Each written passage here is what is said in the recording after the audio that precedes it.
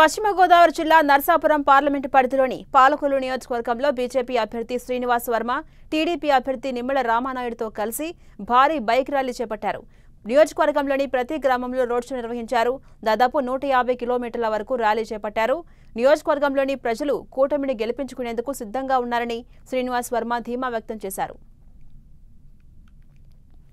అటు రైతులను కంటతడి పెట్టించిన ప్రభుత్వానికి మనుగడ ఉండదని, ఈ నెల 13 తర్వాత రైతు రాజ్యం వస్తుందని చెబుతున్న శ్రీనివాస్తో మరింత సమాచారం మా ప్రతినిధి శ్రీనివాస్ అందిస్తారు. నరసాపురం పార్లమెంటు బీజేపీ అభ్యర్థి శ్రీనివాస్ వర్మ అయితే కూడా పెద్ద ఎత్తున ప్రచారం నిర్వహిస్తున్నారు. ప్రస్తుతం పాలకొల్లులో ఆయన విస్తృత పర్యటన చేస్తున్నారు. ఆయన మనతో ఉన్నారు. సార్, ఏ విధంగా జరుగుతుంది? సుడిగాలి పర్యటన చేస్తున్నారు, సమయం కూడా తక్కువ ఉంది, ఎలా ఉంది రెస్పాన్స్?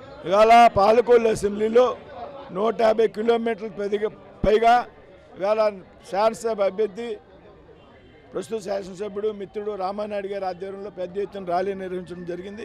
ఏ ప్రాంతానికి వెళ్ళినా, ఏ గ్రామానికి వెళ్ళినా, ఏ మూలకు వెళ్ళినా కానీ పెద్ద ఎత్తున మొండి టెండర్లో సైతం ప్రజలు పెద్ద ఎత్తున స్వాగతిస్తున్నారు.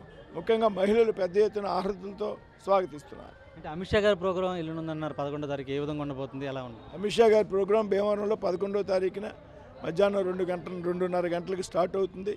పెద్ద ఎత్తున లక్షలాది మంది ప్రజలు 2 కిలోమీటర్ల రోడ్ షో పెట్టడం జరిగింది. లక్షలాది మంది ప్రజానీకం ఆ కార్యక్రమానికి హాజరయ్యేటువంటి అవకాశం ఉంది. అంటే ప్రభుత్వం సంబంధించి అంటే ఎలక్షన్ కమిషన్తో కుమ్మక్కయ్యి బీజేపీ పథకాలను ఆపేస్తుందని చెప్పి విమర్శిస్తున్న సందర్భం అయితే కూడా ఉంది. ఎలక్షన్ కమిషన్ అనేది చట్టపరమైనటువంటి, రాజ్యాంగపరమైనటువంటి స్వతంత్ర ప్రతిపత్తి కలిగినటువంటి సంస్థ. దానిలో కేంద్ర ప్రభుత్వం కానీ, నరేంద్ర మోడీ గారు కానీ, బీజేపీ కానీ జోక్యం చేసుకునేటువంటి అవకాశం లేదు. ఏదైతే నిబంధనలు ఉన్నాయో ఎలక్షన్ కమిషన్ నిబంధనలు, దాని ప్రకారం ఎలక్షన్ కమిషన్ నడుచుకుంటుంది. పాలకొల్లు ఎమ్మెల్యే అభ్యర్థి రామానాయుడు కూడా ఉన్నారు. ఒకసారి ఆయనతో కూడా మాట్లాడదాం. సార్, ఏ విధంగా కొనసాగుతుంది? కూడా సంబంధించి మీకు కృష్ణరాజు, దివంగత కృష్ణరాజు భార్య శ్యామలాదేవి కూడా ఈరోజు ప్రచారంలో పాల్గొన్నారు. ఎలా ఉంది రెస్పాన్స్? ఏ విధంగా కొనసాగుతుంది?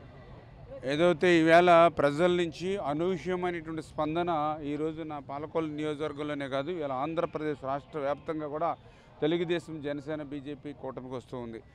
ఏదైతే రేపు 13వ తేదీ నుంచి ఈ ఆంధ్రప్రదేశ్ రాష్ట్రానికి జగన్ విముక్తి కలుగుతుంది. ఈ కక్షలు, కేసింపుల, వేధింపుల పాలనకు స్వస్తి పలుకుతామనేటువంటి ఆనందం, సంతోషంతో ఈరోజు పెద్ద ఎత్తున ఈరోజు మీరే చూశారు. ఏదైతే ఈవేళ ఒక ర్యాలీగా ఒక పర్యటనకి వెళ్తూ ఉంటే మరి ఈవేళ ఎంత పెద్ద ఎత్తున స్వచ్ఛందంగా మరి కార్యకర్తలు కానీ, ప్రజలు కానీ కథం తొక్కుతున్నారు, మీరు అందరూ చూస్తూ ఉన్నారు.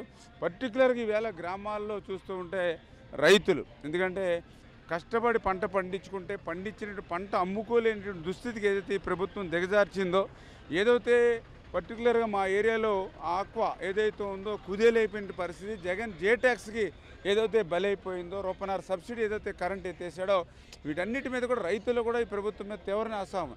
నాకు తెలుసుండి మీరు చరిత్రలో రైతు కంట కన్నీరు ఏ రాష్ట్రానికి మంచిది కాదు, రైతు వ్యతిరేక పాలన సాగించిన ఏ ప్రభుత్వం కూడా మనజాల. అందుకని ఈవేళ ఈ యొక్క వైసీపీని సాగనంపేటువంటి బాధ్యత ఈవేళ రైతాంగమే తీసుకుంటూ ఉన్నారనే విషయాన్ని కూడా ఈవేళ స్పష్టంగా తెలియజేసుకుంటూ ఉన్నాం. మొత్తానికి సంబంధించి కూడా రామానాయుడుతో కూడా వ్యక్తం చేస్తున్నారు. రైతులను కంటధర పట్టించే ఏ ప్రభుత్వం కూడా బతికి పట్టకూడదు, తమ ప్రభుత్వం అధికారంలోకి రావడం టీడీపీ ఖాయమంటూ కూడా స్పష్టం చేస్తున్న పరిస్థితి. ప్రసాద్ శ్రీనివాస్, టీవీ, పాలకొల్లు నియోజకవర్గం నుంచి.